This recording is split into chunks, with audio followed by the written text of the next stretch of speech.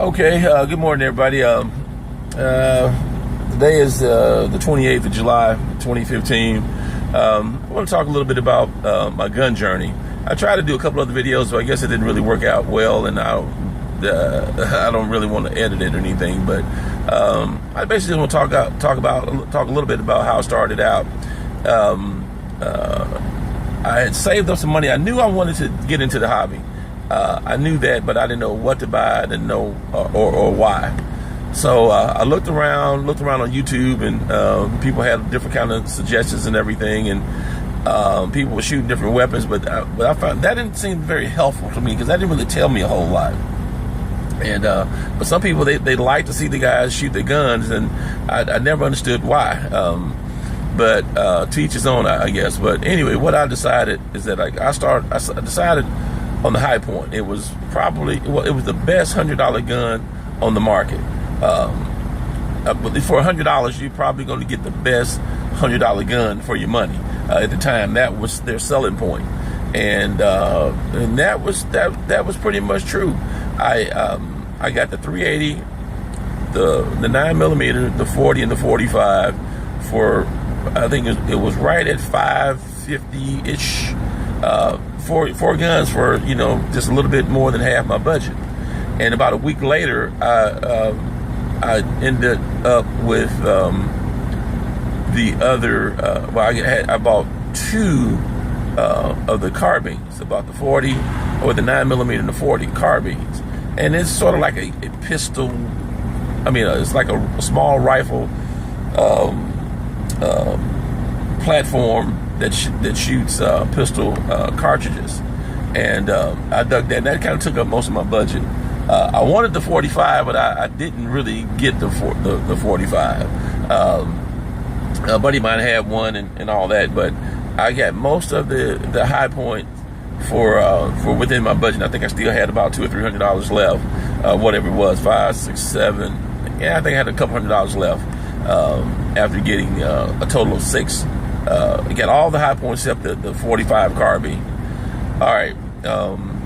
From there, I ended up getting rid of three of the 4 handguns for 2 used Rugers, because what High Point did is that they gained so much popularity that they came up with the bright idea to double the cost double the price of their handguns, which worked out great for me, because what that translated into that I basically got $20 more for the handguns than I paid for them to get 2 Rugers. So I got rid of 3 High Points to get 2 used Rugers, a 9mm and 45, the P-Series.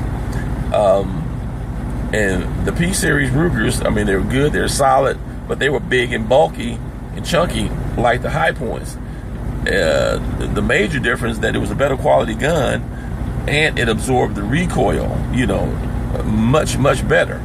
So so that sort of worked out, and I still have those Rugers today, and everything. So, but since that time, I learned a lot. I bought and sold and traded quite a few along the way. At one time, I had to amass a nice collection, but money got tight or whatever, then I had to downsize. So that was a good thing. If you educate yourself and you get some good buys on some weapons, usually they might, if you hold on to them long enough, they will increase in value. So when I got in a tight pinch, it really helped me out. I need to liquidate some of my assets. It worked out, but I didn't get rid of everything. I stayed and continued to grow in the hobby, and along the way I picked up reloading. Matter of fact, I might grab one of my buddies who he drives as well.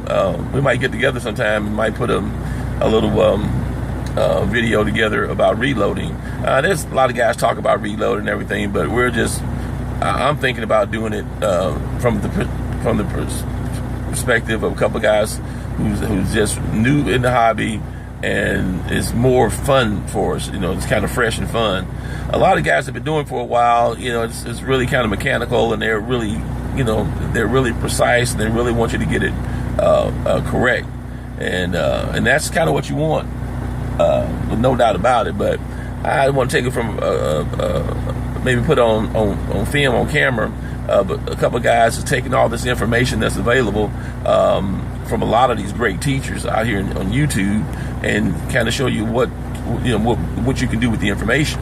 As a matter of fact, I'm gonna take this time to give a shout out to a lot of guys that taught me a great number of things along the way. Starting with my personal favorite is Hickok 45. And once I figure out how to put the links in and all that, I mean, I double back and do that on the video. Then you got Nothing Fancy, and then there's a handful of Southern boys I like. I really like a lot of these Southern guys, like a Rocky Veteran 88, James Yeager. There's a guy in South Carolina, but I can't think of his name. But like I said, like once I figure out how to put this stuff, like the links in there, I'll definitely find him and put him down there. And one guy, he seems to specialize in 22 Plinksters. Awesome guys, man. And now I'm sure I'm leaving out some more, a lot of the guys that I learned, but those handful that I mentioned, man, those guys are so knowledgeable.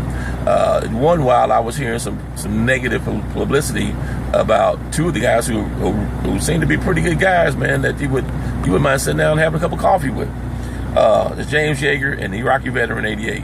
Man, a lot of bad negative publicity was floating around these guys about their belief systems and this and that and all that.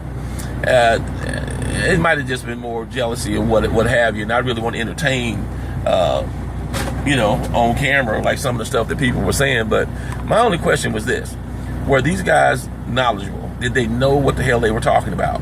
And the answer I found was yes. And to me, that's all that matters. And matter of fact, this is probably like a couple of years ago, 2 or 3 years ago. And what I know is like those guys are still around, going stronger than ever. And the other guys that were hurling all this negative publicity, I hadn't heard a peep out of them. So I think that's the way it should be. So shout out to those guys, and